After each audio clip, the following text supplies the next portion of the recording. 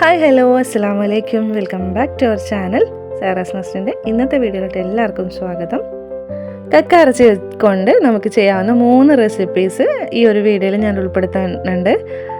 വളരെ സിമ്പിളായിട്ട് ചെയ്യാവുന്ന റെസിപ്പി നമ്മൾ എങ്ങനെ ചെയ്യുന്നത് നോക്കാം കേട്ടോ. അപ്പോൾ അതിനായിട്ട് കക്ക പുഴുങ്ങിയെടുത്തിട്ടുണ്ട് കേട്ടോ. മോളാണ് വീഡിയോ എടുക്കുന്നത്, ഈ ഒരു ഭാഗം അവളാണ് എടുത്തത്, അതുകൊണ്ടാണ് ഇങ്ങനെ വിരലൊക്കെ ചൂണ്ടിയൊക്കെ കാണിക്കുന്നുണ്ട്. അപ്പോൾ ഇതാ കക്ക പുഴുങ്ങിയെടുത്ത് അത് ചൂടാറി കഴിഞ്ഞ സമയത്ത് ഇതിനകത്തുള്ള അഴുക്ക് ഇതുപോലെ ഞെക്കിക്കളയണം. എല്ലാവർക്കും അറിയാവുന്ന കാര്യമാണ്, എന്നാലും ഒന്ന് പറയുന്നേ ഉള്ളൂ കേട്ടോ. ഇതിൻ്റെ ഈ അഴുക്ക് അത്യാവശ്യമായിട്ടും നിർബന്ധമായിട്ടും നമ്മൾ കളയണം കേട്ടോ. ഇല്ലെങ്കിൽ ചിലപ്പോൾ എല്ലാവർക്കൊന്നും കക്ക അങ്ങനെ വയറ്റിന് പിടിക്കില്ല, അതിൻ്റെ അഴുക്ക് തന്നെയാണ്, അത് കളയണം. അപ്പോൾ ഇതാ കക്കയൊക്കെ ഞാനിതുപോലെ ഞെക്കിക്കളഞ്ഞ് ഒരു 3-4 വെള്ളത്തിലെങ്കിലും കഴുകി മാറ്റി വെച്ചിട്ടുണ്ട് കേട്ടോ. അപ്പോൾ ഇതാ നമ്മൾ കക്ക നന്നായിട്ട് വാഷ് ചെയ്തെടുത്ത് വെച്ചിട്ടുണ്ട്. കക്കയുടെ ആ ഒരു കഴുകുന്ന വെള്ളം ഒന്ന് ക്ലിയർ ആയിട്ട് വരുന്നവരെ നമ്മൾ എന്തായാലും കഴുകണം കേട്ടോ. പിന്നെ ഞാനിത് തേങ്ങ അരച്ച് വെച്ചിട്ടുണ്ട്. നമ്മൾ കക്ക നീട്ടി കറി വെക്കാനായിട്ട് പോവാണ്. വെള്ളം ഒഴിച്ച് കറി വെക്കില്ലേ, അങ്ങനെ ഒഴിച്ച് കറി വെക്കാനായിട്ട് ഇതാ തേങ്ങ അരച്ചെടുത്തിട്ടുണ്ട്. ഇതിലോട്ട് ഞാൻ കൊച്ചുള്ളിയും കുറച്ച് പെരുംജീരകം അതുപോലെ മുളക് പൊടി, മഞ്ഞൾപ്പൊടി, മല്ലിപ്പൊടിയൊക്കെ ചേർത്തിട്ട് അരച്ചെടുത്തിട്ടാണ്. പിന്നെ ഞാനത് കുറച്ച് കൊച്ചുള്ളിയും അതുപോലെ 3-4 പച്ചമുളകും ഒരു തക്കാളിയും കൂടെ കട്ട് ചെയ്ത് വെച്ചിട്ടുണ്ട്.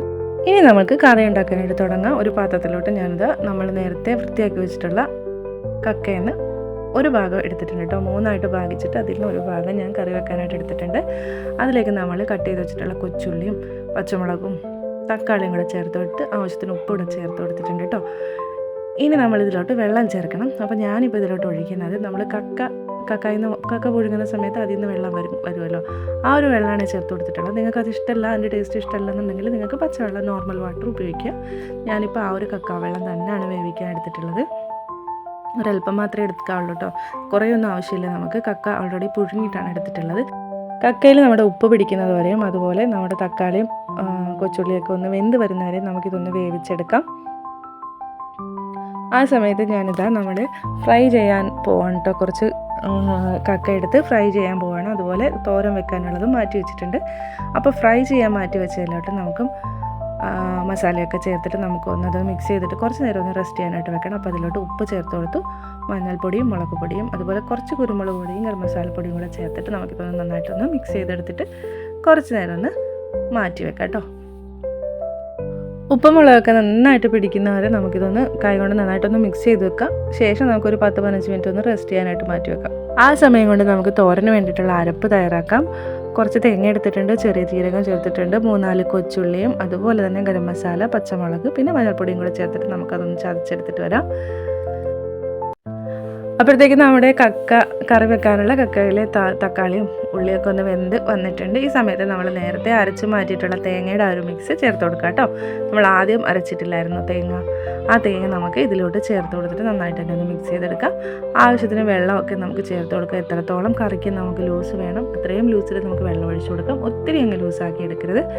എന്നാൽ അത്യാവശ്യം ചാറോട് കൂടി തന്നെ നമുക്കിതൊന്ന് മിക്സ് ചെയ്തെടുക്കാം. ഞാൻ ആ ജാറിൽ തന്നെ കുറച്ച് വെള്ളം ഒഴിച്ചിട്ട് കഴുകിയെടുത്തിട്ടുണ്ട്.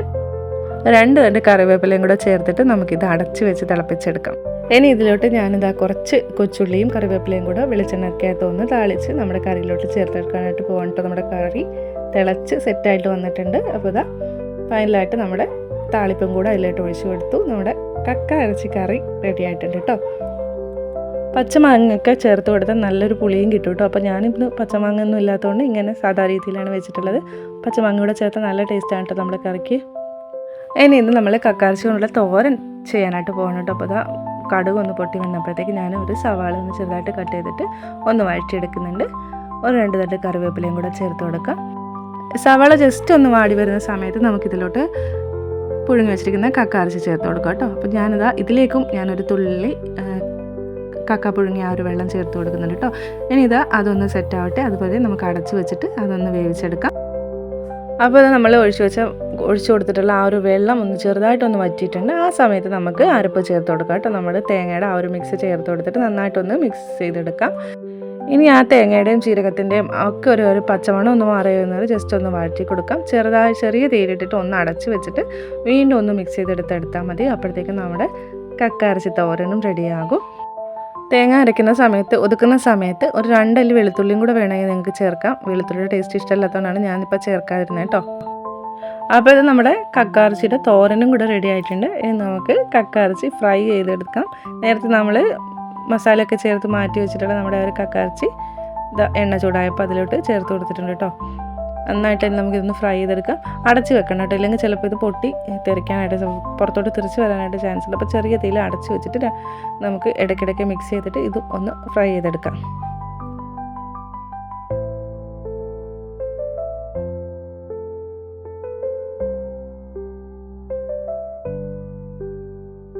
അപ്പോൾ ഇത് നമ്മുടെ കക്ക ഫ്രൈയും റെഡി ആയിട്ടുണ്ട് ഏകദേശം. ഒത്തിരി അങ്ങ് നമ്മളങ്ങ് ഡ്രൈ ആക്കി എടുക്കരുത് കേട്ടോ. കക്ക ഒത്തിരി അങ്ങ് ഫ്രൈ ആയി കഴിയുമ്പോൾ നമുക്ക് ചവയ്ക്കാനുള്ള ബുദ്ധിമുട്ടുണ്ടാകും. ഇതാകും കുറച്ചൊരു സോഫ്റ്റ്നെസ്സോട് കൂടി നമുക്ക് രണ്ട് സൈഡും ഇതുപോലെ ഇടയ്ക്കിടയ്ക്ക് മിക്സ് ചെയ്ത് കൊടുത്താൽ മതി. അപ്പോൾ തന്നെ ഫ്രൈ ആയിട്ട് കിട്ടും. നമുക്ക് വേണമെങ്കിൽ തേങ്ങാക്കൊത്തും അതുപോലെ സവാളയും ഒക്കെ കട്ട് ചെയ്തിട്ടിട്ട് നമുക്കിതൊന്ന് നല്ല സൂപ്പറാക്കി എടുക്കാം. പക്ഷേ ഞാൻ പിള്ളേർക്ക് കൊടുക്കാൻ വേണ്ടിയിട്ടാണ് ഉണ്ടാക്കിയത്. അപ്പോൾ അതുകൊണ്ട് തന്നെ ഇതൊന്നും ചേർത്തിട്ടില്ല. ഇതൊന്നും ഇല്ലാണ്ട് തന്നെ നമ്മുടെ കക്ക ഫ്രൈ നല്ല ടേസ്റ്റാണ് കേട്ടോ. അപ്പോൾ നമുക്ക് ചോറ് കഴിക്കാം.